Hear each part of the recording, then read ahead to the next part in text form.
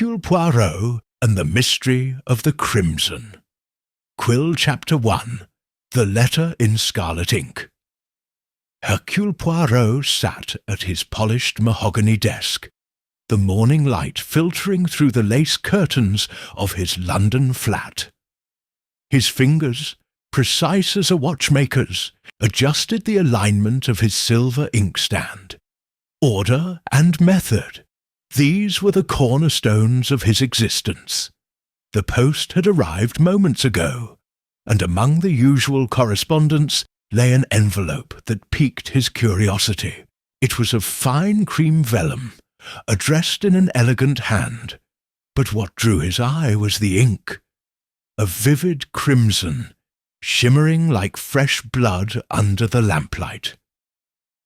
He slit the envelope with a silver letter opener, his movements deliberate. The single sheet within bore no signature, only a curious symbol at the bottom, a stylized quill, its feather curling like a question mark. The message was brief, yet its words carried an ominous weight. At Ashbourne Manor, death awaits a guest. Whodunit, Crimson Quill will mark the truth. Come, Monsieur Poirot, before the ink dries. Poirot's moustache twitched, a sign of his mind's engagement. Mon Dieu, he murmured, a puzzle wrapped in scarlet. This is no idle jest.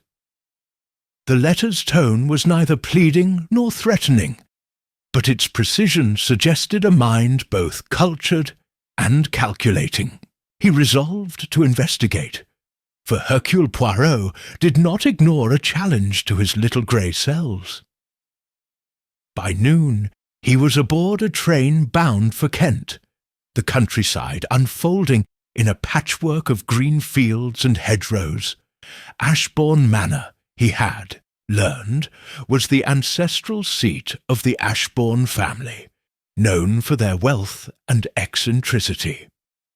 The invitation, arranged swiftly through a discreet inquiry, came from Lord Reginald Ashbourne, who had recently returned from abroad. Poirot's reputation had evidently preceded him, for the invitation was extended with urgency. The manor loomed into view as the carriage rattled up the gravel drive. Its Tudor facade, with ivy-clad walls and mullioned windows, exuded both grandeur and secrets. Poirot stepped out, his patent leather shoes crunching on the stones, and adjusted his Homburg hat. A butler, stiff as a tin soldier, greeted him. "Monsieur Poirot, Lord Ashbourne awaits you in the drawing-room." The drawing-room was a study in opulence. Crimson velvet drapes, a roaring fire, and portraits of stern-faced ancestors glaring from gilded frames. Lord Reginald, a wiry man with a nervous smile, rose to greet him. "Monsieur Poirot, your presence is a relief. I fear something is amiss." "Précisément," Poirot replied, his green eyes sharp. "But first, mon ami, tell me of your household and guests." Lord Reginald introduced the assembled company. His wife, Lady Eleanor, was a statuesque woman with a cool gaze and a penchant for pearls. Their son, Charles, lounged by the fire, his handsome features marred by a petulant scowl. Miss Clara Winthrop, a distant cousin, fidgeted with her embroidery, her eyes darting nervously. The guests included Dr. Harold Vance, a jovial physician with a booming laugh, Mrs. Beatrice Langley, a widowed novelist with a sharp tongue, and Mr. Victor Crane, a reserved antiquarian whose spectacles gleamed with quiet intensity. Lastly, there was Miss Sophie Duval, a French actress whose charm seemed to unsettle the room. Poirot observed them all, noting the undercurrents of tension. Charles's disdain for his mother's formality, Clara's unease around Victor, and, Beatrice's barbed remarks to Sophie hinted at hidden rivalries. "And this letter," Poirot said, producing the crimson-inked missive, "it speaks of danger. Have any of you received such a note?"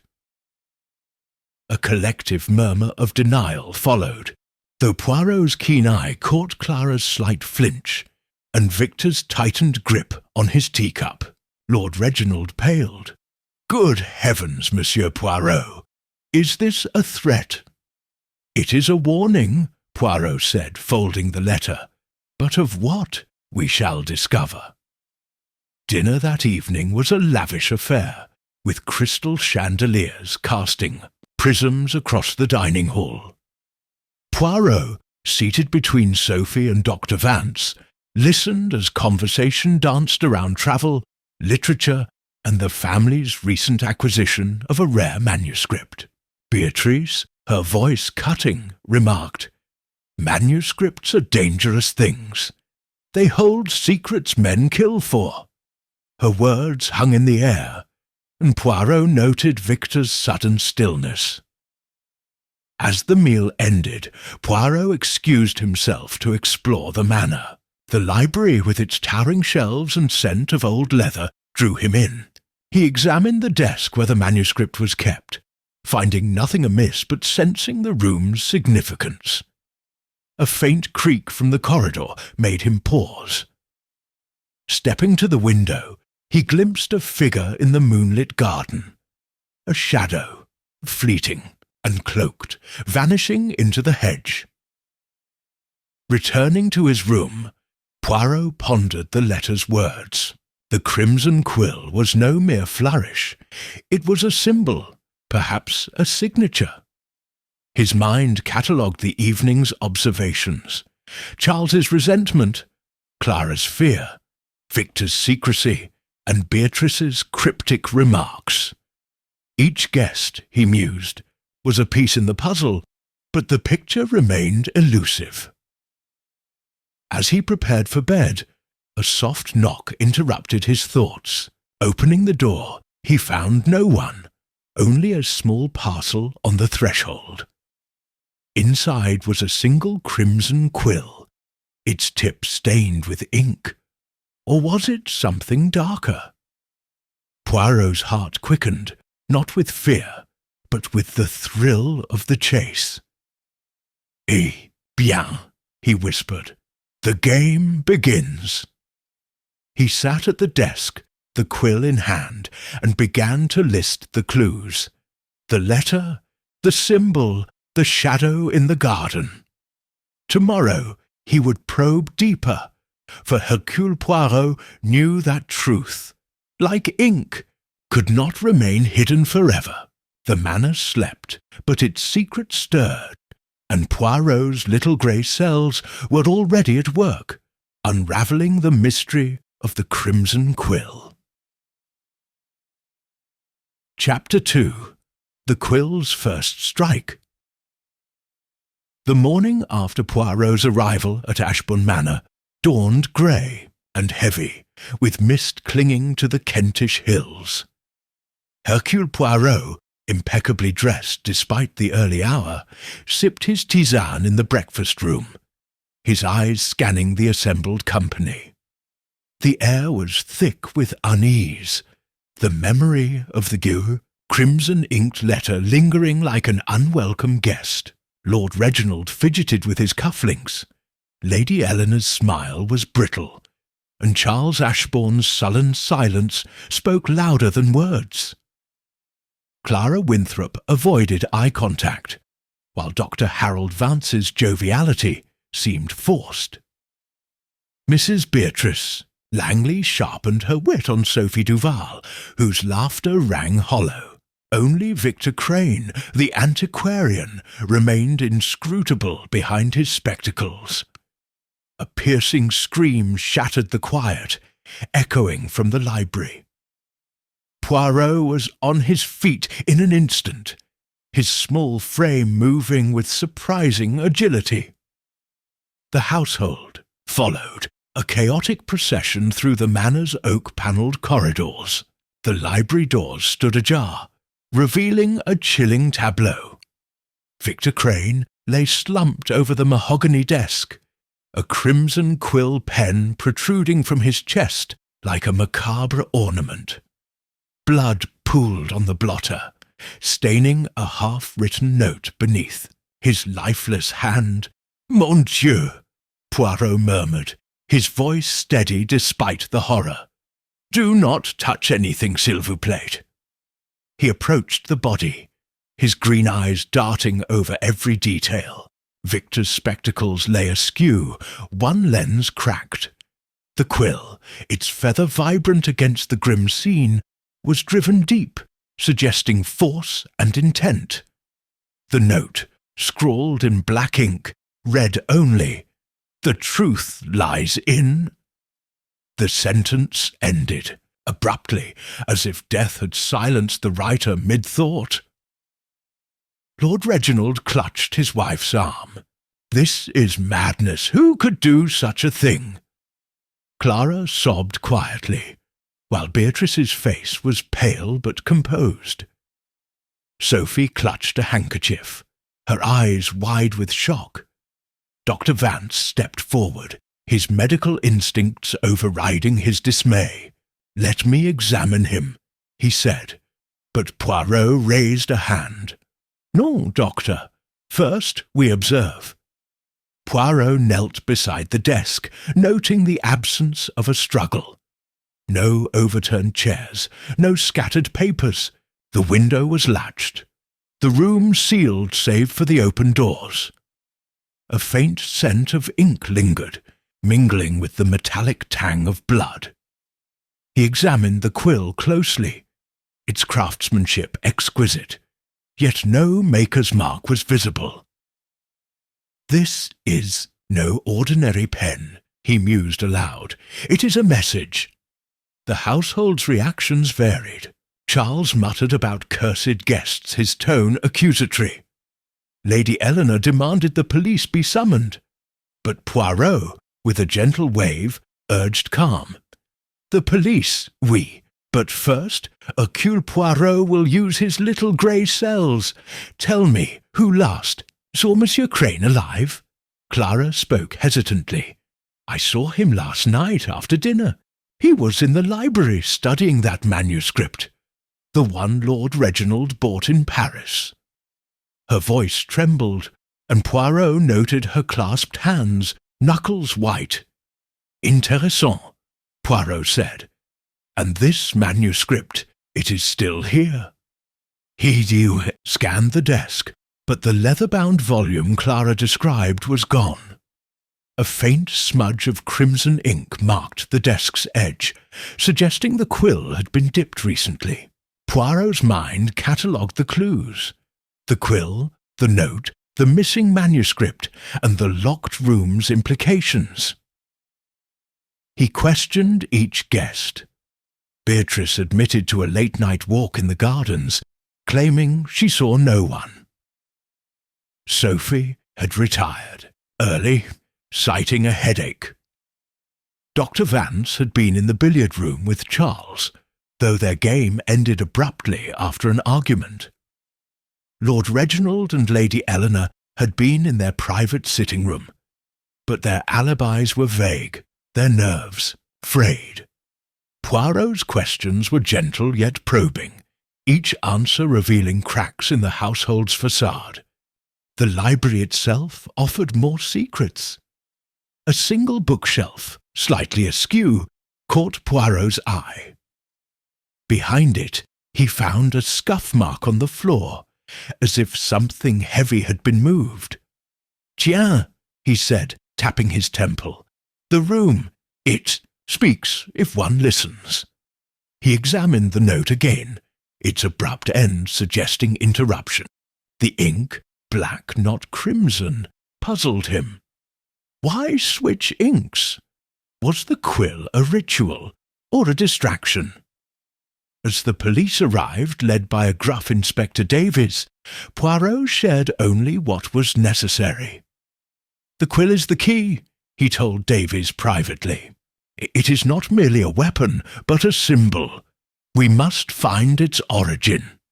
The inspector, sceptical of Poirot's methods, agreed to secure the scene, while Poirot continued his inquiries.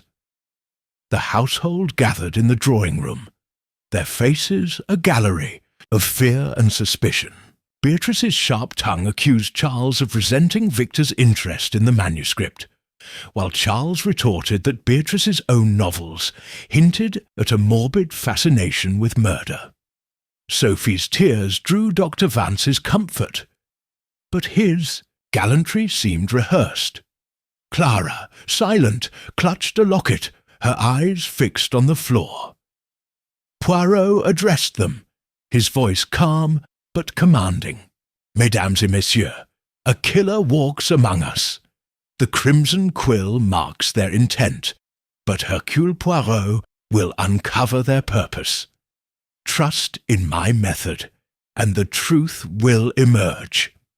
His words, though reassuring, did little to quell the rising panic. As he left the room, he caught a glimpse of movement outside, a shadow, fleeting as the one he'd seen the previous night. In his room, Poirot sat with his notebook, sketching the Quill's design from memory. The murder was no random act, it was calculated, theatrical. Victor's death, the missing manuscript, and the Crimson Quill formed a triad of clues, each pointing to a deeper motive. Was it greed, revenge, or something more arcane? Poirot's little grey cells hummed with possibilities, but one certainty emerged. The killer would strike again unless he unravelled the mystery of the Crimson Quill. Chapter 3. Shadows of the Past. Morning after Victor Crane's murder, Ashbourne Manor seemed cloaked in a pall of suspicion. The mist outside had thickened, shrouding the estate in a grey veil that mirrored the unease within. Hercule Poirot, his morning routine undisturbed by the previous night's horror, adjusted his tie in the mirror, his green eyes sharp with purpose. The Crimson Quill, that singular instrument of death, occupied his thoughts. Its presence in the library was no accident. It was a signature, a challenge to his intellect. But first he needed to understand the victim and the manor's secrets. At breakfast, the household was subdued. Lord Reginald's hands trembled as he poured tea. Lady Eleanor's composure cracked with sharp glances at her son Charles, who slouched defiantly. Clara Winthrop's eyes were red from crying, while Mrs. Beatrice Langley's sardonic remarks were notably absent. Sophie Duval, pale but poised, avoided Dr. Harold Vance's attempts at conversation. Poirot noted each reaction, his mind cataloguing their behaviours like pieces of a mosaic. "Mes amis," Poirot began, his voice cutting through the silence, "Monsieur Crane's death is but the first act. To prevent another, I must know more of him. What was his purpose here?" His question hung in the air, met with hesitant glances. Clara spoke first, her voice barely above a whisper. Victor was researching the Ashbourne manuscript. He said it held secrets, something about a scandal from years ago. Poirot's moustache twitched. "A scandal, mademoiselle? Précisément. Tell me more." Clara faltered, but Lord Reginald intervened. "It's nonsense. An old family tale about a stolen manuscript, nothing more. Victor was obsessed with rare books, that's all." His tone was dismissive, but Poirot detected a flicker of unease. Determined to probe deeper, Poirot requested access to the manor's archives. Lady Eleanor led him to a dusty room beneath the east wing, its shelves lined with leather-bound ledgers and yellowed letters. As she left, her parting words were curt. "Don't stir up ghosts, Monsieur Poirot." Alone, Poirot sifted through documents, his gloved hands careful. He uncovered a reference to a 19th-century writer, Edmund Ashbourne, whose manuscript, rumoured to expose a literary theft, vanished after his mysterious disappearance. The family's wealth, it seemed, was tied to this scandal, though details were vague. A name surfaced in the letters: the Order of the Quill, a secretive group of scholars obsessed with rare writing instruments. Could the Crimson Quill be their emblem? Poirot's mind raced, connecting Victor's interest in the manuscript to the murder weapon. He needed more, but the archives yielded only fragments. Returning to the main house, he interviewed the staff. A nervous maid, Elsie, admitted seeing Victor arguing with Charles the night before, over some old book. Charles, when confronted, shrugged it off. Victor was a bore, always poking into family matters. I told him to leave it alone. Poirot's inquiries were interrupted by a chilling discovery. Returning to his room, he found a second Crimson Quill on his pillow, its tip glistening with fresh ink. A note beside it read, "The truth cuts deeper than you know."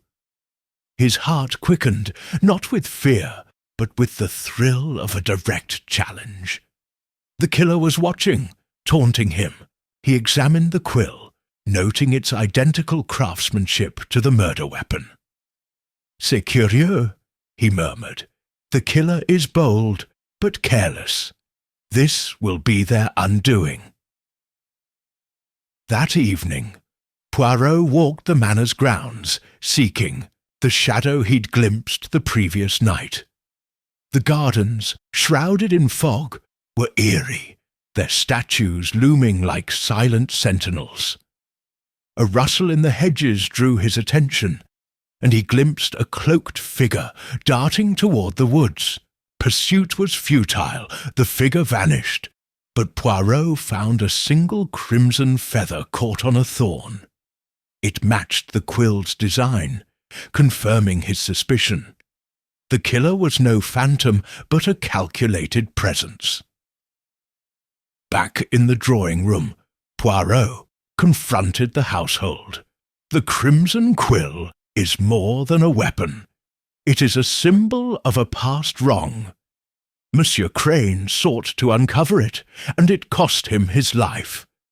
Who among you knows of the Order of the Quill? His question provoked uneasy silence.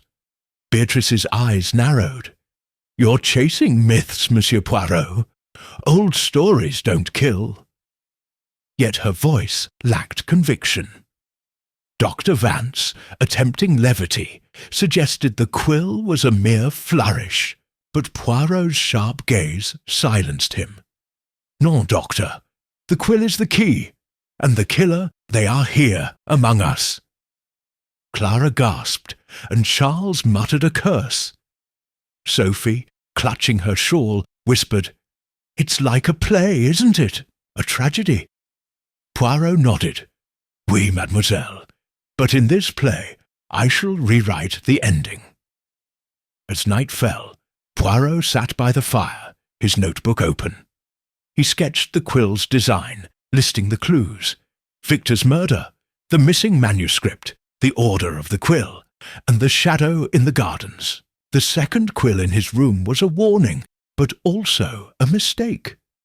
The killer's audacity betrayed their proximity.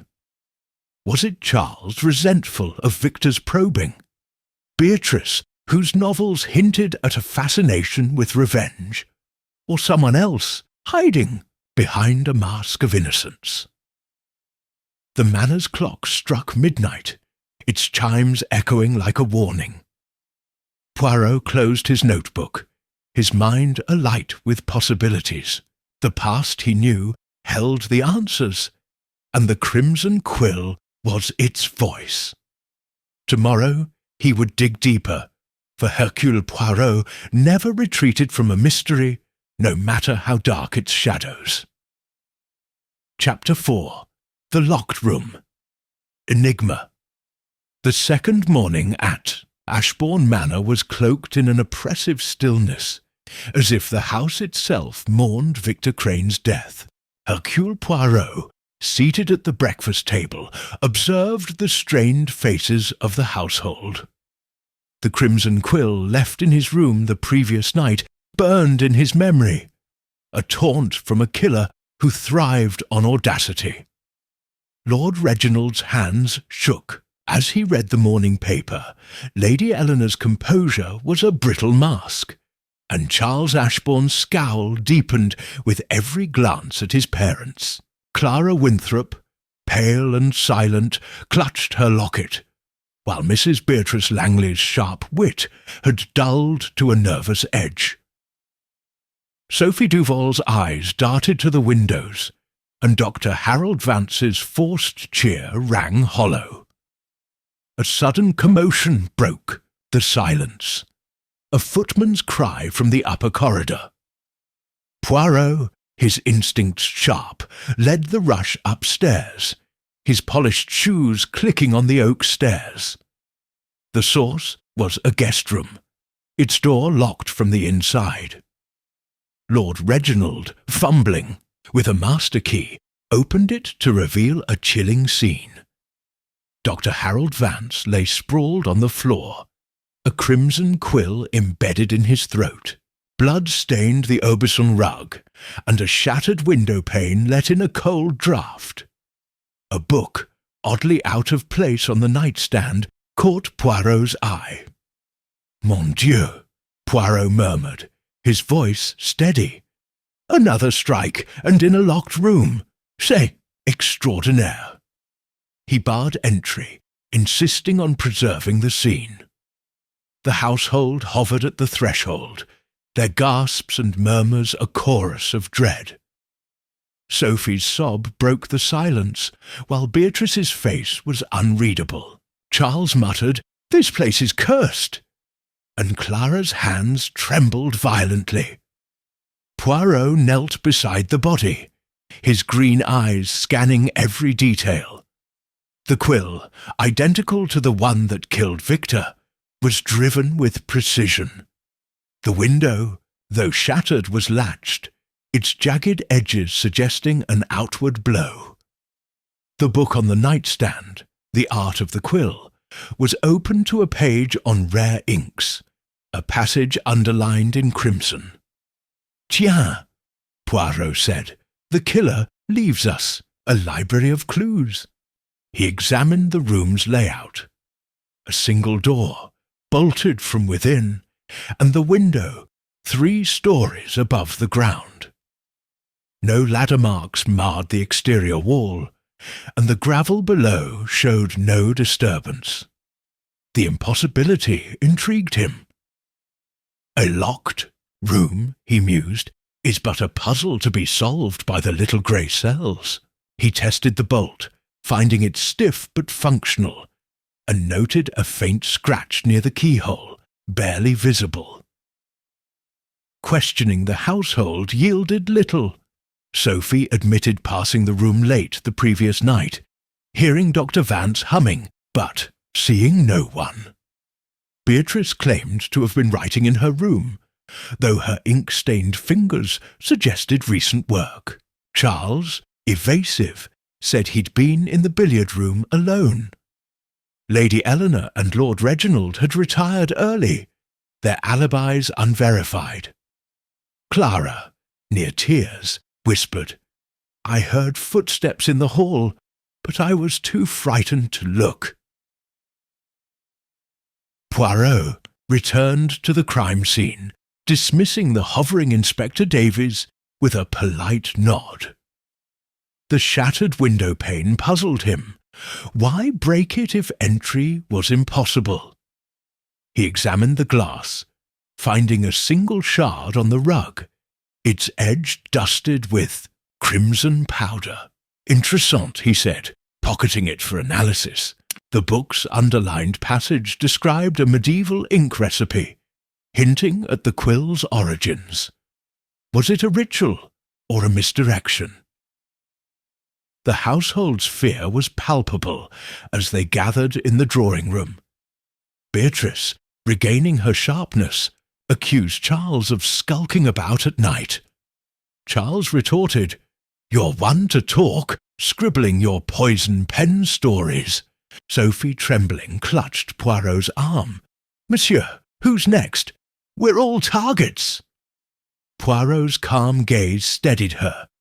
"Non, mademoiselle. The killer chooses with purpose. We must find the thread that binds these deaths." He revisited the library, comparing the two murders. Victor's death was open, theatrical. Dr. Vance's was confined, calculated. The Crimson Quill linked them, but the locked room added complexity. Poirot paced, his mind tracing patterns. The missing manuscript, the order of the quill, the crimson powder. The scratch on the bolt suggested tampering, but how? A string, a tool, or something more ingenious? As evening fell, Poirot stood by the broken window, the manor's silhouette stark against the twilight. A flicker of movement in the gardens caught his eye. The same cloaked shadow he'd seen before, slipping into the maze. He resisted pursuit, knowing the killer's game was to lure him. Instead, he returned to his notebook, sketching the quill and the window's frame. The crimson powder, he suspected, was ink residue linking the quill to the murder's staging. Addressing the household, Poirot's voice was firm. "Mesdames et messieurs, the locked room is no fortress. The killer walks among us, their arrogance growing. But Hercule Poirot sees through their tricks. The Crimson Quill speaks, and I listen." His words, meant to reassure, only deepened their unease. Clara's locket fell open, revealing a miniature portrait of a young man. Poirot noted it, sensing another piece of the puzzle. As night enveloped the manor, Poirot sat by the fire, his mind alive with deductions. The locked room was a challenge, but not insoluble. The quill, the book, the powder, all pointed to a motive rooted in the past. Perhaps the scandal Clara mentioned. The killer's audacity was their weakness, and Poirot would exploit it. The Crimson Quill's next strike, he vowed, would be its last. Chapter 5. Whispers in the Village. The fog hung low over the Kentish countryside, wrapping Ashbourne Manor in a shroud of secrecy. Hercule Poirot, undeterred by the chill or the weight of two murders, adjusted his overcoat and set out for the village of Ashbourne Hollow. The Crimson Quill, now a grim signature of death, demanded answers, and Poirot suspected the village held clues to its origins. His polished shoes sank slightly into the damp path as he walked, his mind sifting through the mounting evidence. Victor Crane's stabbed body, Dr. Harold Vance's locked-room murder, the missing manuscript, and the taunting quill left in his room. The order of the quill, mentioned in the manor's archives, was a thread he could not ignore. Ashbourne Hollow was a quaint cluster of stone cottages, their chimneys puffing smoke into the mist. The village green, bordered by a pub and a small church, buzzed with hushed voices as Poirot approached. News of the murders had spread, and wary eyes followed him. He entered the antique shop, its bell jingling as the door swung open. The shop was a labyrinth of curios, clocks, porcelain, and dusty books, but Poirot's gaze fixed on the proprietor, Mr. Amos Blackwood, a stooped man with shrewd eyes and ink-stained fingers. "Bonjour, monsieur," Poirot said, his voice, Smooth. I am Hercule Poirot, investigating the tragedies at Ashbourne Manor. You deal in rare objects, we? Tell me of the Crimson Quill. Blackwood's hands paused over a ledger, his expression guarded. Quills? I've plenty, but none crimson. What's this about? Poirot's smile was disarming. A pen, perhaps, but one that kills. Have heard of the murders? Blackwood hesitated, then leaned closer, his voice low. Village talk says the Crimson Quill's tied to the Order, a group of scribes mad for old pens and secrets. They met in secret years ago, obsessed with a quill said to be cursed. Wrote in blood-red ink they did. But it's just a tale. Poirot's eyes gleamed. Interessant. And this quill, where might one find it? Blackwood shrugged. If it exists, try the old priory ruins. Strange folk linger there. Poirot thanked him and stepped into the fog, his mind alight. The priory, a crumbling relic on the village's edge, was his next stop. The path wound through gnarled trees, the air heavy with damp earth. At the ruins he found weathered stones and a sense of desolation. A faint glint caught his eye. A crimson feather, identical to the one from the manor's gardens, wedged in a cracked wall. Tiens, he murmured, pocketing it. The quill's presence here confirmed its significance beyond the manor. In the village pub, the Quill and Ink, Poirot overheard whispers. A barmaid, wiping glasses, spoke of a stranger seen near the priory, cloaked and elusive. Comes and goes at night, she said, glancing nervously. Some say he's tied to the manor's troubles. Poirot ordered a tea, his presence calming yet commanding. This stranger, madame, describe him. She faltered. Tall, hooded, carried a case, like for pens or books. Poirot noted the detail, this suspecting the shadow he'd glimpsed at the manor. A new figure entered the pub, a man in his 30s, wiry, with a weathered face and restless eyes. The barmaid nodded toward him. That's Gideon Marsh, local historian, knows every tale about the Ashbournes.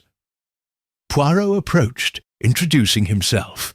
Marsh's handshake was firm, but his gaze darted. "You're after the quill, aren't you?" he said. "It's no myth. The Order of the Quill guarded a pen tied to Edmund Ashbourne's lost manuscript. They swore to protect its secrets, even with blood." Poirot's moustache twitched. "And you, monsieur, know where this quill is?" Marsh's smile was cryptic. "Not I, but someone does. Check the manor's old guest logs. Names repeat and secrets linger."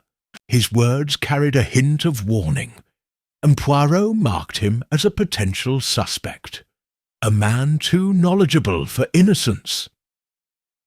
Returning to the manor, Poirot found the household in disarray. Charles paced, muttering about cursed relics, while Lady Eleanor snapped at Clara for her tears. Beatrice, scribbling in a notebook, eyed Poirot warily. Sophie, pale, whispered to him, "Monsieur, I saw someone in the gardens again last night." Poirot nodded, his mind connecting her sighting to the village stranger. In the library, Poirot examined the guest logs Marsh mentioned. A name appeared from decades past. Elias Crane, Victor's father, a scholar linked to the Order. The connection startled him. Victor's murder was no coincidence. He confronted Lord Reginald, who admitted Elias had visited years ago, obsessed with the Ashbourne manuscript. "He left abruptly," Reginald said, "after a row with my father." As night fell, Poirot sat in his room, sketching the crimson feather. The village had yielded vital clues. The Order, the Priory, Gideon Marsh. The quill was a relic of vengeance, tied to a scandal that refused to stay buried. The stranger in the village, the shadow in the gardens, they were one, he suspected, and their next move was imminent. Poirot's little grey cells hummed, piecing together the puzzle.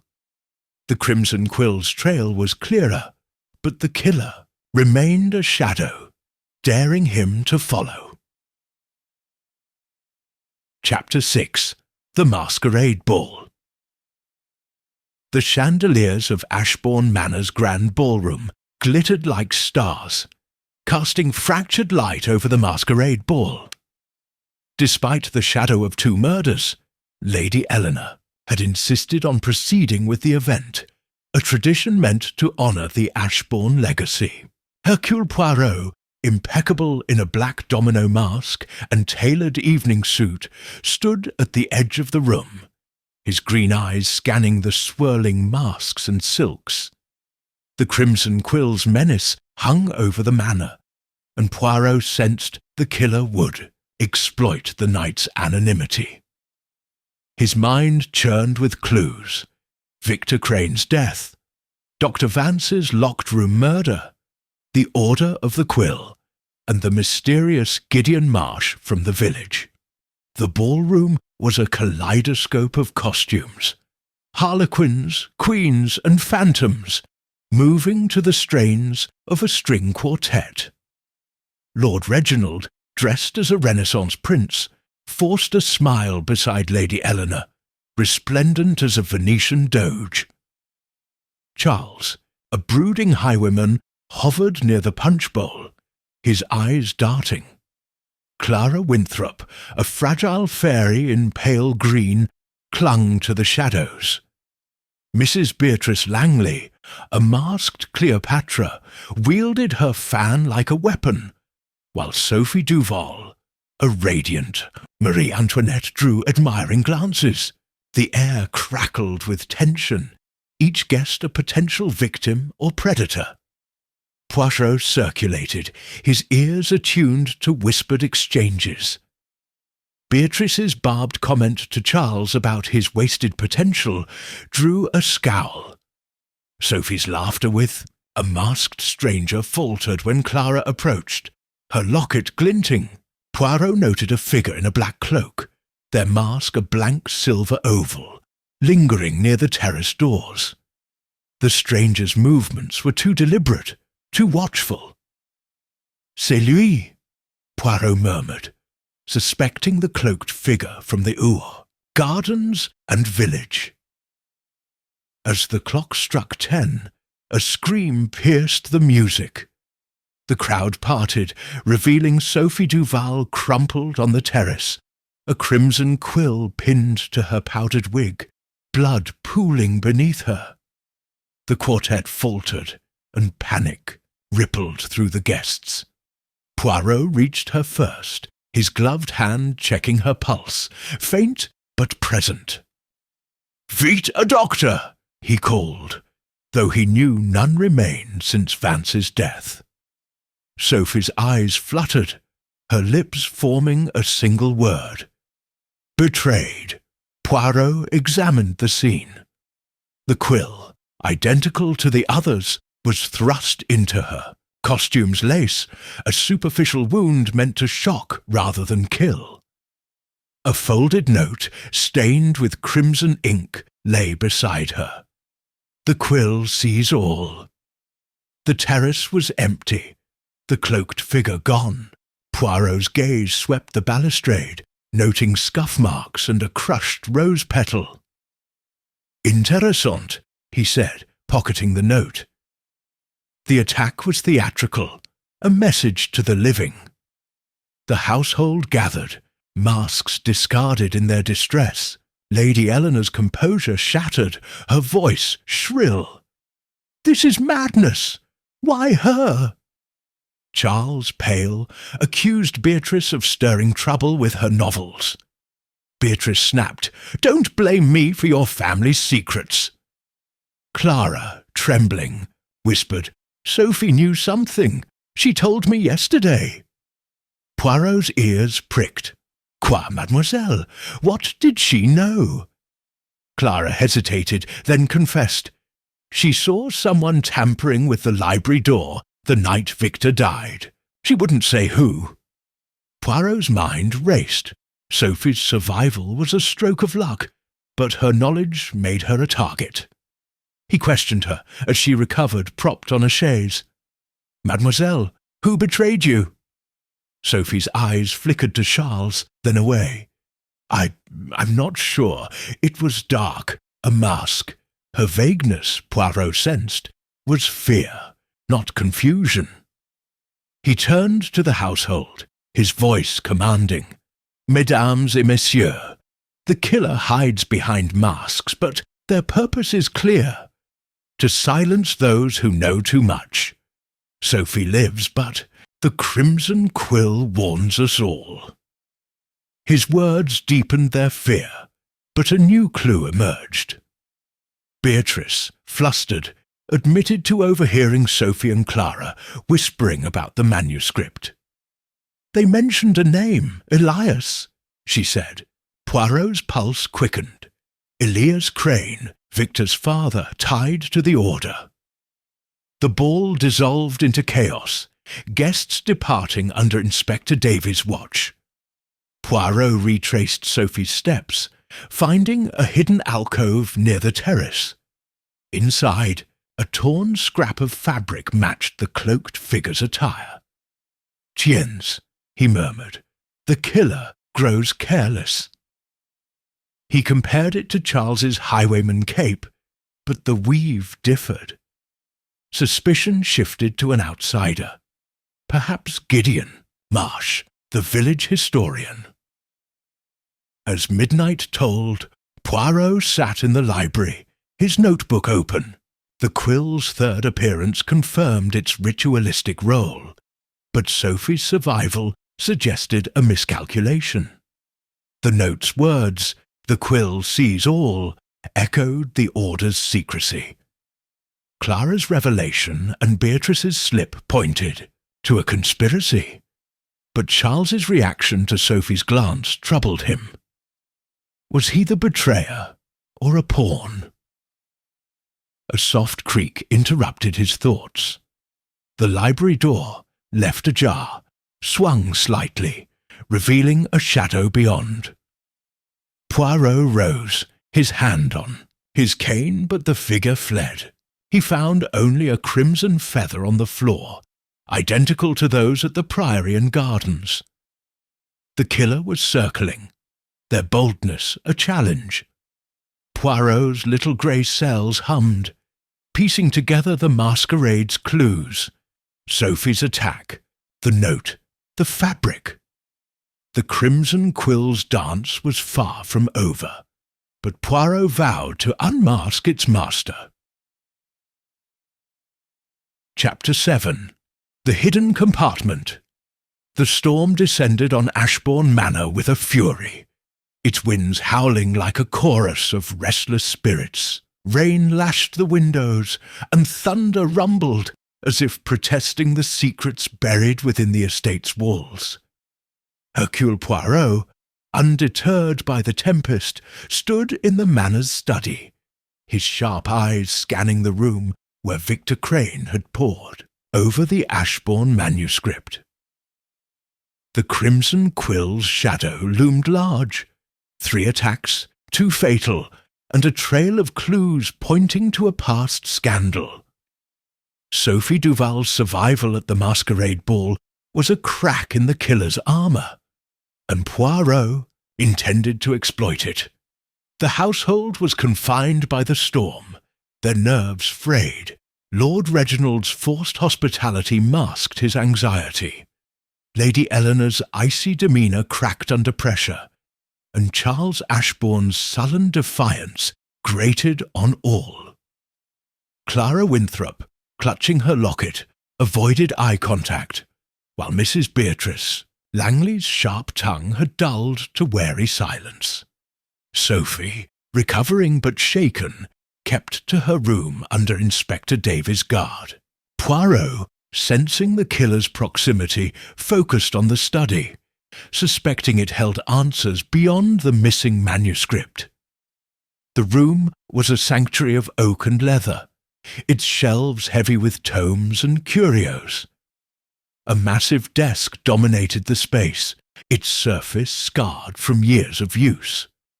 Poirot's fingers traced its edges, seeking irregularities. His gloved hand paused at a faint seam beneath the drawer. A hidden panel. "Tiens," he murmured, pressing gently. A soft click revealed a compartment, its contents a bundle of letters tied with a crimson ribbon. Each was written in the same blood-red ink as the killer's notes. Poirot spread the letters on the desk, his heart quickening. They were addressed to various Ashbourne family members, spanning decades, and hinted at a blackmail scheme. One, dated 20 years prior, demanded payment to keep silent about Edmund's theft, a reference to the scandals surrounding the lost manuscript. Another, more recent, threatened to expose a family secret unless a rare artifact was returned. The signature was a stylized quill, identical to the killer's mark. "Mon Dieu," Poirot whispered, "the Crimson Quill is not just a weapon, but a legacy of coercion." He analyzed the handwriting, noting its elegant loops and deliberate flourishes. It matched none of the households, suggesting an outside hand, or a clever disguise. The letters linked Victor Crane and Dr. Vance, both mentioned as obstacles to the blackmailer's goals. Sophie's name appeared in a recent note, warning her to stay silent. Poirot's mind raced. The quill's attacks were not random, but targeted at those who threatened the blackmailer's control. A thunderclap shook the manor, and the lights flickered. Poirot pocketed the letters, intending to confront the household. In the drawing room, the atmosphere was stifling. Charles paced, muttering about the storm's inconvenience, while Beatrice's eyes followed Poirot with suspicion. Clara, near tears, whispered, "This house is cursed." Lady Eleanor snapped, "Enough of that nonsense!" But her voice trembled. Lord Reginald, pouring brandy, avoided Poirot's gaze. "Mes amis," Poirot began, his voice cutting through the tension. "I have found letters in the study, written in crimson ink. They speak of blackmail, of secrets tied to the Ashbourne name. Who among you knows of this?" His question provoked a flurry of denials, but Poirot noted Beatrice's tightened grip on her pen and Charles's sudden stillness. Clara's locket fell open again, revealing the portrait of a young man. Elias Crane, Poirot suspected, tying her to the scandal. Beatrice spoke, her tone sharp. "If there's blackmail, it's no surprise. This family hoards secrets like gold." Charles glared. "Watch your tongue, Beatrice. You're no saint." Poirot intervened, holding up a letter. "This mentions a rare artifact. Qu'est-ce que c'est? The manuscript or the quill itself?" Lord Reginald paled. "The manuscript was just a family heirloom. I know nothing of blackmail." Poirot's eyes narrowed. "Non, monsieur. Someone does." He turned to Clara. "Mademoiselle, your locket. Why Elias Crane's portrait?" Clara gasped, her hands fumbling. He was a friend long ago, before he vanished." Her words confirmed Poirot's theory. Elias's connection to the Order of the Quill and the manuscript was central. As the storm raged, Poirot returned to the study, re-examining the compartment. A faint scratch on the desk suggested frequent use. He found a single crimson feather, its tip worn, hidden beneath the panel. "C'est curieux," he said, adding it to his collection of clues. The killer, he realized, had access to the study, perhaps even now. A creak from the corridor made him pause, but the hall was empty, save for the storm's howl. In his room, Poirot spread out his notes, sketching the quill's design. The letters revealed a motive, blackmail, rooted in the Ashbourne scandal. But the killer's identity remained elusive. Was it Charles, protecting a family secret? Beatrice, whose novels hinted at hidden knowledge? Or an outsider, like Gideon Marsh, manipulating from the shadows? The storm's confinement, Poirot knew, would force the killer's hand. The Crimson Quill's next move was near, and he would be ready. Chapter 8. The Ghost of Ashbourne. The storm that had trapped the household in Ashbourne Manor had passed, leaving a damp chill that seeped into the bones of the old estate. Hercule Poirot, his morning tisane untouched, stood in the drawing-room, his mind a whirl of clues. 3 Crimson Quill attacks, 2 fatal, a blackmail scheme uncovered in the study's hidden compartment, and the elusive shadow haunting the grounds. The household was a powder keg. Lord Reginald's nervous tics, Lady Eleanor's fraying composure, Charles Ashbourne's brooding anger, Clara Winthrop's tearful silence, and Mrs. Beatrice Langley's guarded glances. Sophie Duval, recovering from her attack, remained under guard, her whispered betrayed, echoing in Poirot's thoughts.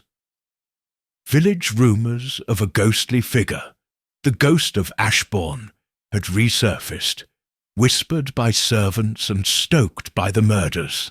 Poirot, ever the rationalist, dismissed the supernatural, but recognized its power to mask a killer's deeds.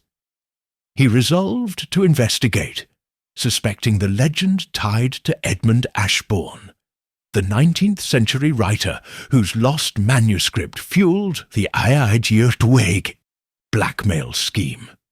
The Crimson Quill, he believed, was no phantom's tool, but a calculated symbol. Poirot began in the Manor's library, revisiting the archives. A faded journal, penned by Edmund's sister, described his obsession with a Crimson Quill, a gift from a mysterious order before his disappearance in 1872. The journal hinted at a feud with a rival writer, whose theft of Edmund's work led to ruin. "Intéressant," Poirot murmured, noting the quill's mention alongside a reference to the Manor's attic, where Edmund stored his papers. The attic, rarely visited, beckoned. Ascending the narrow stairs, Poirot entered a cavernous space, its air thick with dust and shadows. Cobwebs draped forgotten trunks, and a single skylight cast eerie light. He moved carefully, his cane tapping the floorboards. A creak halted him, a sound too deliberate for the wind. "Qui est là?" he called, his voice steady. No reply came, but a chill ran through him as a crimson feather drifted from above, landing at his feet. His pulse quickened, not from fear, but from the thrill of discovery. He traced the feather to a corner, where a locked chest bore the Ashbourne crest. Forcing it open with a hairpin, Poirot found yellowed manuscripts, their margins scrawled in crimson ink. One page, torn, described the Order of the Quill as Guardians of Truth in Ink, sworn to avenge literary theft. The chest also held a locket, identical to Clara's, engraved with E.A., Edmund Ashbourne. "Mon Dieu," Poirot whispered. "The past lives in this house." A sudden thud echoed, and the skylight rattled. Poirot spun, glimpsing a cloaked figure on the roof, their silhouette vanishing as quickly as it appeared. He climbed a rickety ladder to the skylight, finding only a crimson quill, its tip wet with ink, wedged in the frame. The killer, he realized, was toying with him, using the ghost legend as a cloak. Descending, he pocketed the quill, its craftsmanship matching the murder weapons. Back in the drawing-room, Poirot confronted the household. "Mesdames et messieurs, the ghost of Ashbourne is no spectre, but a human hand, wielding the crimson quill to settle old scores. Who among you knows of Edmund Ashbourne's feud?" His question sparked unease. Clara's locket slipped from her fingers, and Beatrice's eyes narrowed. "You're chasing fairy tales, Monsieur Poirot," she said, but her voice wavered. Charles scoffed. "Ghosts don't stab people." Yet his glance at Clara betrayed fear. Poirot pressed Clara. "Mademoiselle, your locket.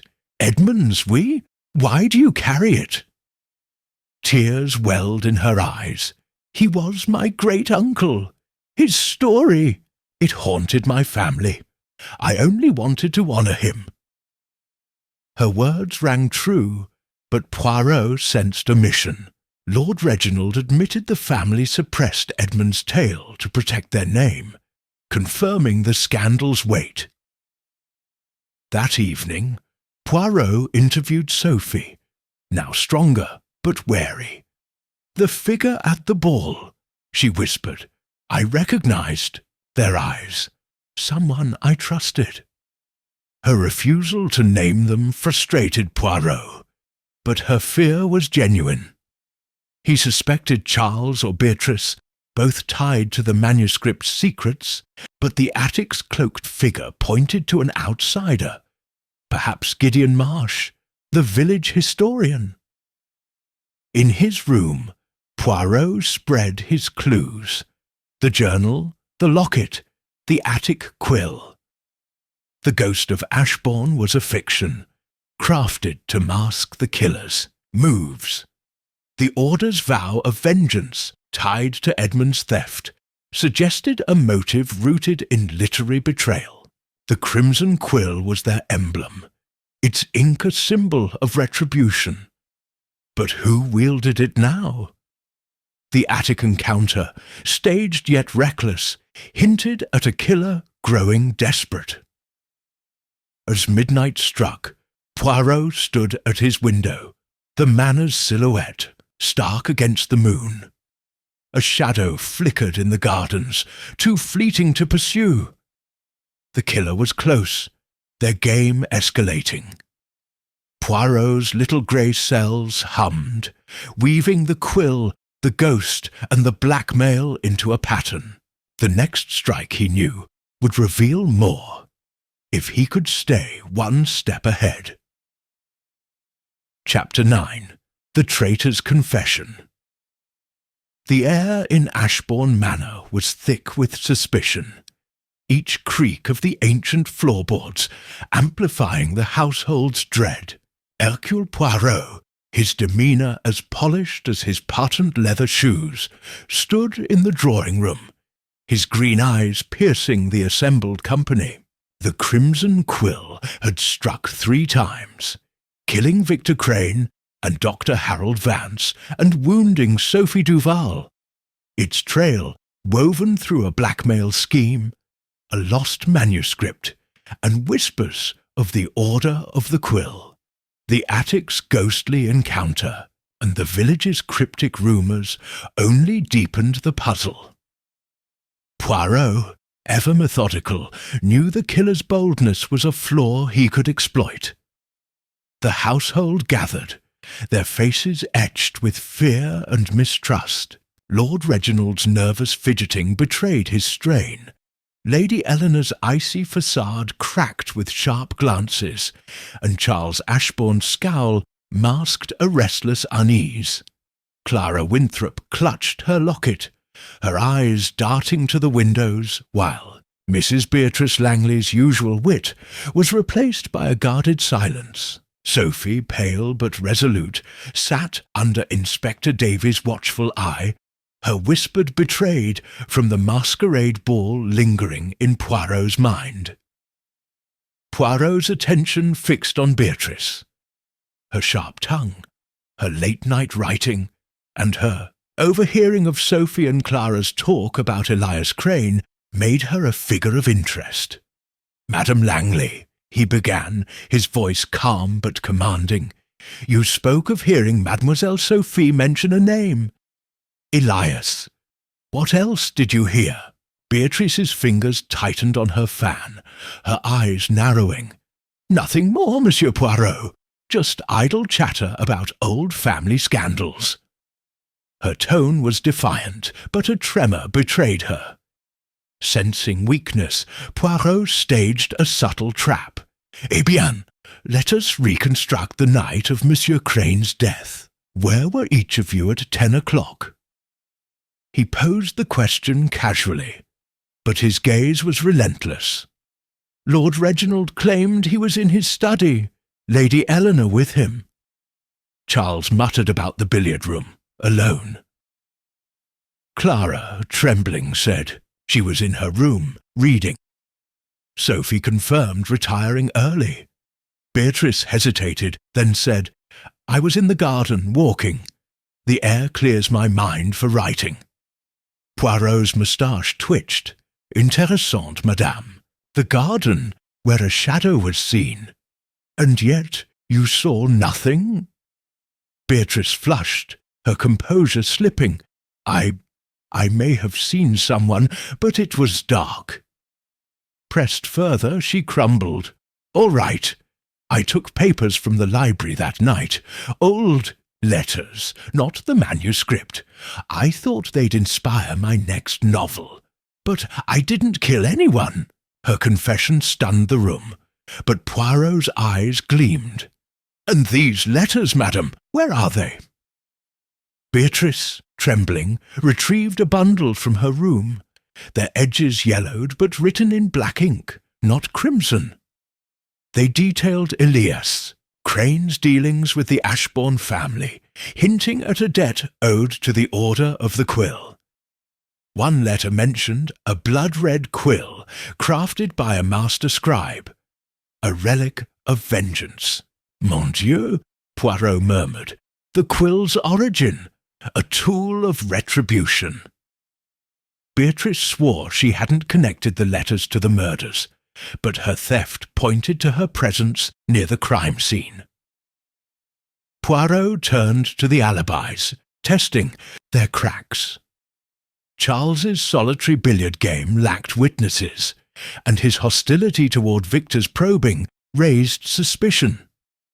Clara's reading alibi was shaky, her locket tying her to Edmund Ashbourne's legacy. Sophie's reticence about her attacker suggested fear of betrayal, possibly by Charles or Beatrice. Lord Reginald and Lady Eleanor's joint alibi seemed rehearsed, their secrecy about the family scandal troubling. To test further, Poirot orchestrated a ruse. He announced falsely that a witness had seen the cloaked figure in the library the night of Victor's death, carrying a crimson quill. Charles's face paled, and he blurted, "That's impossible. I was nowhere near the library." His outburst, too quick, betrayed knowledge. Poirot noted it, his suspicions shifting. Charles, not Beatrice, emerged as the new prime suspect, his temper and connection to the manuscript's secrets aligning with the killer's profile. As the household dispersed, Poirot conferred with Inspector Davies, sharing the quill's link to the Order. "The killer uses history as a weapon," he said, "but their haste betrays them." Alone, he examined the letters, noting their reference to a scribe's guild in London, a lead for the quill's craftsmanship, the crimson feather from the attic, the garden's shadow, and now Charles's slip formed a pattern. The killer was close, their motives tied to the Ashbourne legacy. That night, Poirot sat by the fire, his notebook open. He sketched the quill, its feather curling like a question mark. Beatrice's confession, though minor, illuminated the quill's purpose, a relic of vengeance wielded by one who knew the manor's secrets. Charles's reaction, Sophie's fear, and the Order's shadow pointed to a conspiracy deeper than blackmail. The Crimson Quill's next strike, Poirot knew, would test his resolve, but he was ready to unmask the traitor. Chapter 10. The Crimson Code. The walls of Ashbourne Manor seemed to close in, each shadow a reminder of the Crimson Quill's deadly reach. Hercule Poirot, his mind a crucible of clues, stood in the library, the heart of the manor's secrets. 3 attacks, Victor Crane and Dr. Harold Vance dead, Sophie Duval wounded, and a web of blackmail, betrayal, and the order of the year. Quill tightened around the household. Beatrice Langley's confession to stealing letters had illuminated the quill's origins, and Charles Ashbourne's slip had marked him as a prime suspect. Yet Poirot sensed the puzzle's heart lay deeper, in the quill itself, imtum. The morning light filtered through the library's stained-glass windows, casting a kaleidoscope of colours across the shelves. Poirot held the Crimson Quill from the attic, its feather glinting with an unnatural sheen. Examining it closely, he noticed minute etchings along the quill's shaft, tiny symbols, barely visible. "Mon Dieu," he murmured, fetching a magnifying glass. The etchings formed a code, a sequence of letters and numbers, A3, B7, C12. His pulse quickened. This was no ornament, but a key. Poirot turned to the library's shelves, suspecting the code referenced a book. He traced the sections, his fingers brushing leather spines. Section A, Shelf 3, Book 7 yielded nothing. But in Section C, Shelf 12, he found a slim volume, The Scribe's Oath, its cover embossed with a quill. Opening it, he discovered pages annotated in crimson ink, detailing the order of the quill's rituals. One passage described a blood-red quill used to mark betrayers, its wielder chosen by secret vote. A name was scrawled in the margin, Elias Crane. "Tiens," Poirot said, "the father's sins haunt the son." Before he could read further, a creak sounded from the corridor. The book vanished from his hands, snatched by a cloaked figure, who darted toward the library's rear exit. Poirot gave chase, his cane tapping urgently. The figure, swift and silent, led him through the manor's maze of halls, their black cloak a shadow against the oak panelling. They reached the conservatory, where glass walls reflected the storm's aftermath. The figure turned, their face masked, and hurled a brass paperweight at Poirot. He dodged, but it grazed his shoulder, sending a sharp pain through him. "Arrêtez!" Poirot shouted, but the figure smashed a window and fled into the gardens. He pursued, his breath sharp in the damp air, but the figure vanished into the hedge maze. Returning to the conservatory, Poirot found a single crimson feather on the floor, its tip stained with fresh ink. "C'est audacieux," he muttered, pocketing it. The theft was desperate, confirming the book's importance. The killer feared its secrets, secrets that pointed to their identity. Back in the library, Poirot gathered the household. Lord Reginald's face was ashen, Lady Eleanor's eyes cold with fear. Charles, defiant, avoided Poirot's gaze, while Clara's locket trembled in her hands. Beatrice, her confidence shaken since her confession, watched silently. Sophie, stronger, now, whispered, "I saw that book in Victor's hands once." Poirot nodded, his mind racing. "Mes amis, the Crimson Quill hides a code, and the book it pointed to was stolen, moments ago. Who among you was not here?" The question sparked denials, but Poirot noted Charles's absence during the chase's start. "Monsieur Charles, where were you at 11 o'clock?" Charles stammered, "In my room, reading." His alibi, like before, lacked witnesses. Clara, trembling, admitted seeing a cloaked figure near the conservatory earlier, her voice barely audible. Beatrice's eyes flickered with something like recognition, but she said nothing. Poirot staged a test, placing a decoy book, a similar volume, in the library, announcing he'd found a clue within it. He watched from a hidden alcove as Charles approached, hesitating before touching it. Intéressant, Poirot thought, but Charles's caution suggested he wasn't the thief. The true culprit, he realized, was more cunning, perhaps an outsider, like Gideon Marsh, the village historian, whose knowledge of the order was too precise. That evening, Poirot sat in his room, sketching the Quill's code, A3, B7, C12. The stolen book held answers, names, motives, perhaps the killer's own. The Elusive conservatory attack was a warning, but Poirot's near miss only sharpened his resolve. He listed the clues: Elias Crane's name, the Order's rituals, the crimson feather. The killer was cornered, their theft a sign of panic.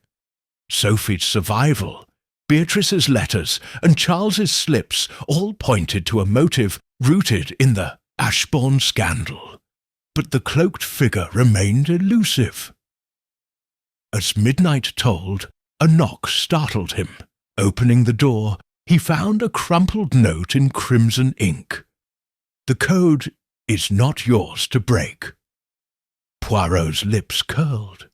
The killer's arrogance was their undoing. The Crimson Quill's secrets were unravelling, and Poirot's little grey cells were closing in. Chapter 11. The Final Guest. The atmosphere in Ashbourne Manor was taut as a bowstring, each creak of the ancient house amplifying the dread that clung to its walls. Hercule Poirot, his mind a crucible of clues, stood by the drawing-room window, gazing at the fog-shrouded gardens. The Crimson Quill had left a trail of death. Victor Crane and Dr. Harold Vance murdered, Sophie Duval wounded, and a web of blackmail, a coded quill, and a stolen book pointed to a killer within or near the household. Beatrice Langley's confession, Charles Ashbourne's suspicious slips, and the elusive cloaked figure kept Poirot's little grey cells in constant motion. The storm's aftermath left the manor isolated, a perfect stage for the next act. Sharp rap at the front door startled the household, gathered in the drawing-room. Lord Reginald, pale and jittery, signalled the butler to answer. Moments later, a stranger was ushered in, a tall, gaunt man in his 50s, with piercing grey eyes and a weathered overcoat. He introduced himself as Mr. Leonard Harrow, a retired publisher from London, his voice carrying the weight of authority. "I've come about the Crimson Quill," he said, his gaze sweeping the room. It's tied to a feud that began with Edmund Ashbourne, and I know its truth." Poirot's moustache twitched, his interest piqued. "Monsieur Harrow, bienvenue. Speak, s'il vous plaît. What do you know of this quill?" Harrow's eyes lingered on Clara's locket, then met Poirot's.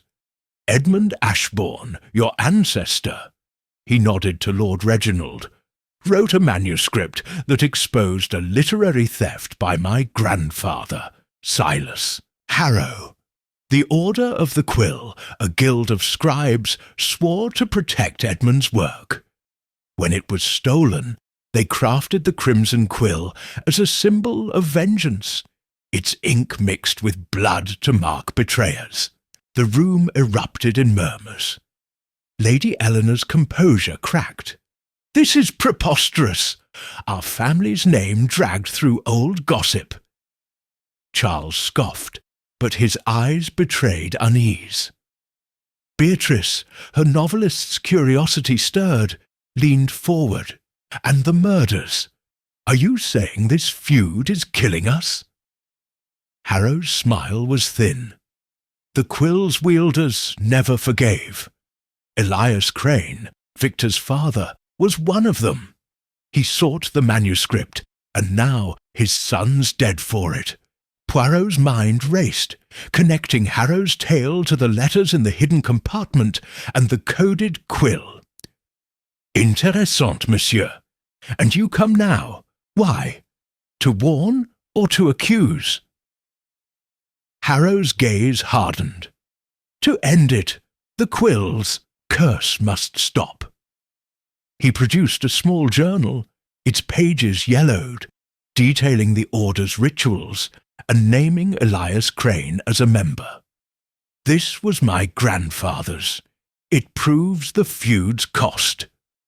Clara gasped, her locket falling open to reveal Edmund's portrait. "You knew Elias?" Harrow nodded. "We met years ago. He spoke of the quill's power, its curse." Poirot noted Clara's distress and Charles's clenched fists.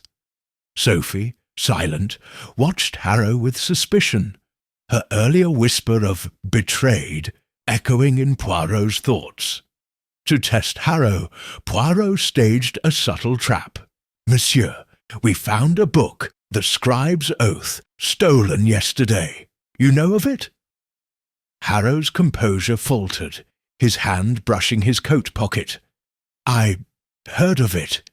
It's dangerous, full of the Order's secrets." Poirot's eyes narrowed. The pocket's bulge suggested the stolen book, but he held his tongue, watching. That evening, Poirot followed Harrow to the library, suspecting his motives. As Harrow examined the shelves, Poirot confronted him. "Monsieur Harrow, you carry the book, oui? Why steal it?" Harrow spun, his face pale, and drew a knife, its blade glinting. "You're too clever, Poirot. The book names the quill's last wielder, me." He lunged, but Poirot, agile despite his size, sidestepped, tripping Harrow with his cane. The book fell, its pages spilling open to reveal a list of names, including Harrow's. "Mon Dieu," Poirot said, as Inspector Davis, alerted by the commotion, restrained Harrow. The journal confirmed Harrow's role in the Order, but his confession was a twist. "I didn't kill them. I came to stop the quill, to burn the book before more died." Poirot's skepticism held firm. Harrow's arrival was too convenient, his knife too ready. Was he the killer or a pawn? The household gathered, stunned by the revelation. Charles accused Harrow of orchestrating the murders, while Beatrice's eyes gleamed with suspicion. Clara whispered, "He knew Elias, but why attack you?" Poirot, holding the recovered book, said, "Mes amis, the quill's master is near. Harrow's tale ties the murders to the feud. but his actions betray him. The truth lies in this book." As night fell, Poirot sat with the book, its pages revealing the Order's vow to punish betrayers. Harrow's name, linked to Elias, suggested a shared past, but his attack on Poirot hinted at desperation, not guilt. The Crimson Quill's final secret was close, and Poirot's little grey cells were poised for the climax. Chapter 12. The Circle Closes. The fog that clung to Ashbourne Manor seemed to thicken with the weight of its secrets, as if the very air anticipated the unravelling of the Crimson Quill's deadly mystery. Hercule Poirot stood in the drawing-room, its heavy drapes and ancestral portraits bearing witness to the tension that gripped the household. 3 attacks, Victor Crane and Dr. Harold Vance dead, Sophie Duval wounded, had woven a tapestry of blackmail, a coded quill, a stolen book, and a decades-old literary feud. Leonard Harrow's dramatic confession and attack on Poirot had exposed the Order of the Quill's vengeful legacy, but the true killer remained a shadow. Poirot, his little grey cells at their peak, was ready to close the circle. He gathered the household, Lord Reginald pale and trembling, Lady Eleanor, her icy facade crumbling, Charles Ashbourne, defiant yet nervous, Clara Winthrop, clutching her locket, Mrs. Beatrice Langley, her sharp wit silenced, and Sophie Duval, recovered but wary. Inspector Davies stood by, his scepticism of Poirot's methods tempered by recent events.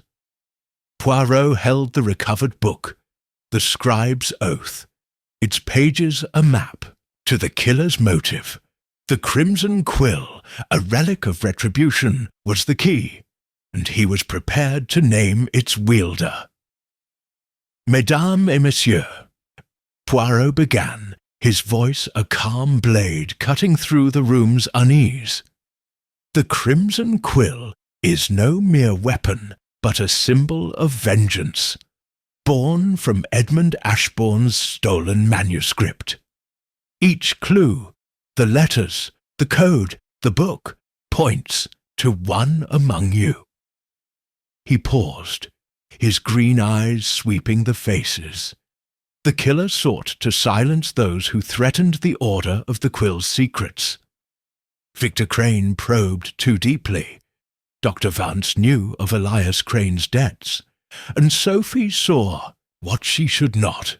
But the truth, it cannot be silenced. He held up the book, its margin naming Leonard Harrow, but Poirot's deductions went further. Monsieur Harrow confessed to wielding the quill, but his attack on me was a distraction. The true killer is more cunning. He turned to Clara Winthrop, whose trembling hands betrayed her. "Mademoiselle Clara, your locket bears Edmund's portrait, your great-uncle. You knew of his feud, oui? And you sought to avenge it." Clara's gasp was sharp, her locket falling to the floor. "No, I only honoured his memory." Poirot shook his head. "Non, the Crimson Quill's craftsmanship matches your family's heirlooms, found in the attic.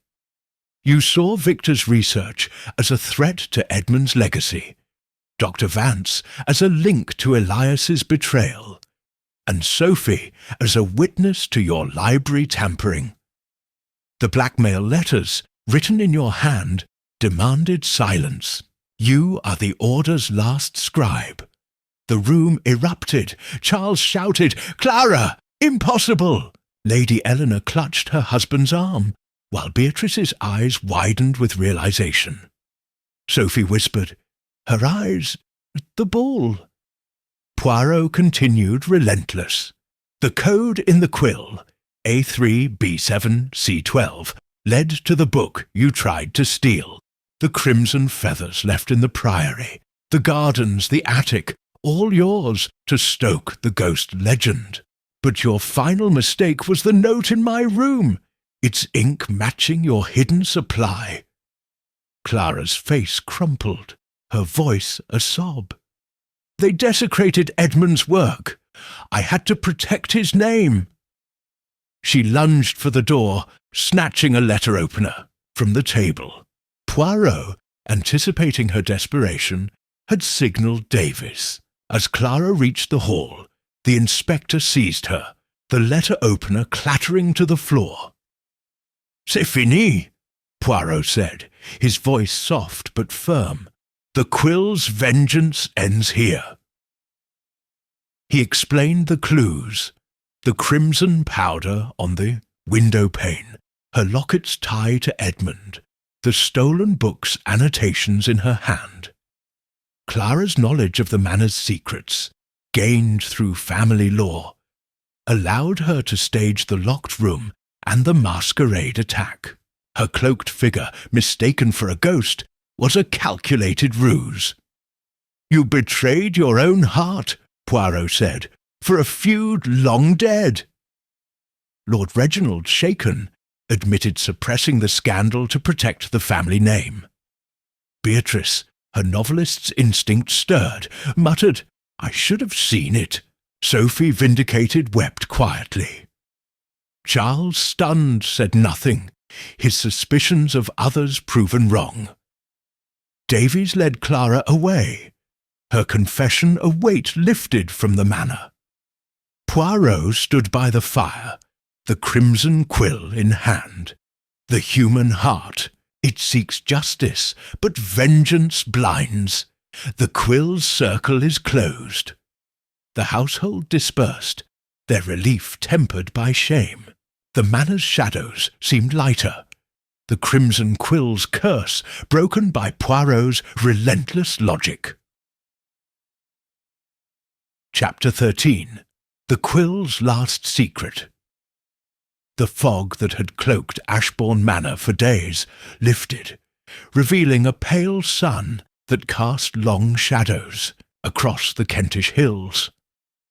The manor, once a crucible of fear and death, stood quieter now, its secrets laid bare by Hercule Poirot's relentless logic. The Crimson Quill's deadly reign, claiming Victor Crane and Dr. Harold Vance, wounding Sophie Duval, and driven by Clara Winthrop's vengeful hand, had ended.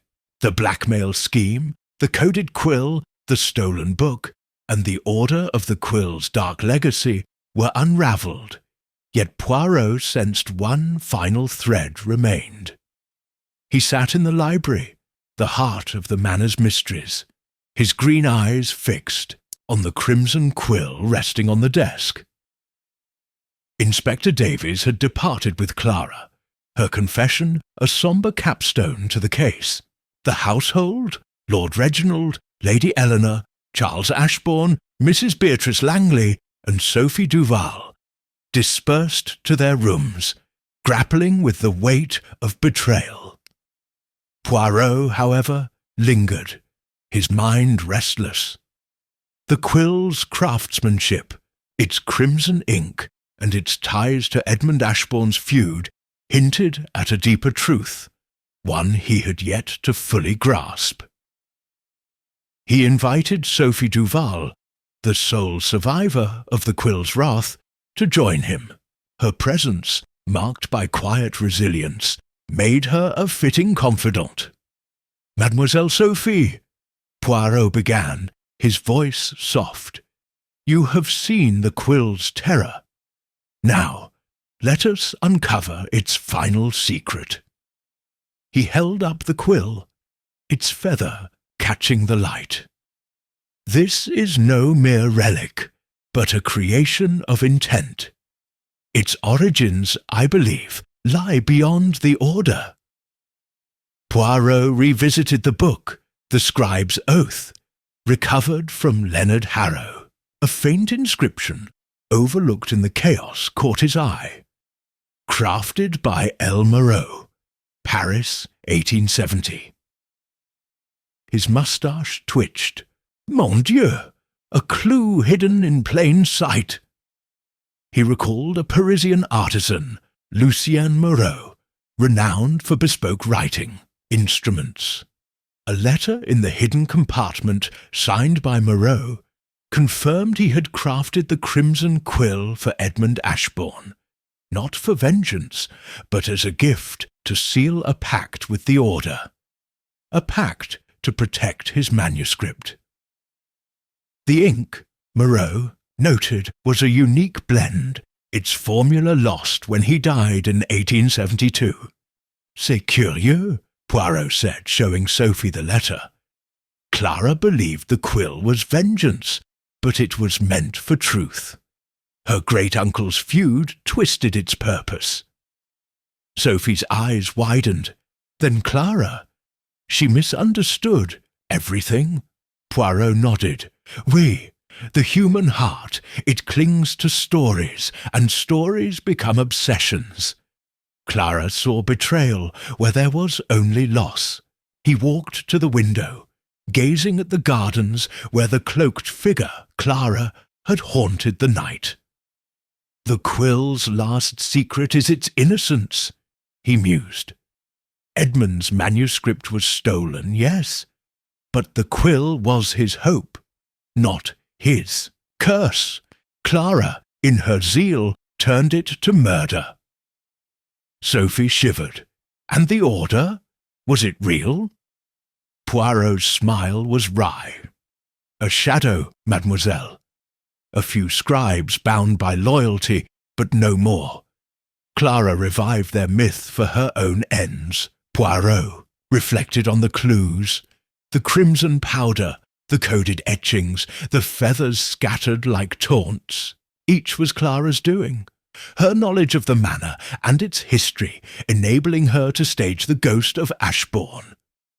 The blackmail letters, written in her hand, mimicked the Order's style to mask her motive, protecting Edmund's legacy by silencing those who probed it. Charles's slips, Beatrice's theft, and Harrow's arrival were distractions, but Poirot's little grey cells had seen through them. Monsieur Poirot, Sophie asked, why do people cling to such secrets? Poirot's gaze softened. The heart, it seeks meaning, even in pain. Clara's love for her ancestor blinded her to reason. Secrets, they are like ink. They stain, but they can be wiped clean by truth. He placed the quill in a velvet case, a relic now stripped of its menace. As Sophie left, Poirot sat alone, his notebook open. He sketched the quill one last time, its feather no longer a question mark, but a period. The case was closed, yet its lessons lingered. The Ashbourne family would heal, their scandal aired, but no longer lethal. Beatrice might pen a novel from the ordeal. Charles might temper his anger, and Sophie would carry her survival as strength. The manor, freed from the quill's shadow, could breathe again. Poirot rose, adjusting his Homburg hat. The train to London awaited, but he paused at the library door, glancing back. Eh bien, he whispered, the Crimson Quill writes no more. The manor's silence was his reward, a testament to the power of his little grey cells. As he stepped into the sunlight, the mystery of Ashbourne Manor faded, but its echoes would linger in his mind, a reminder of the fragile line between truth and vengeance.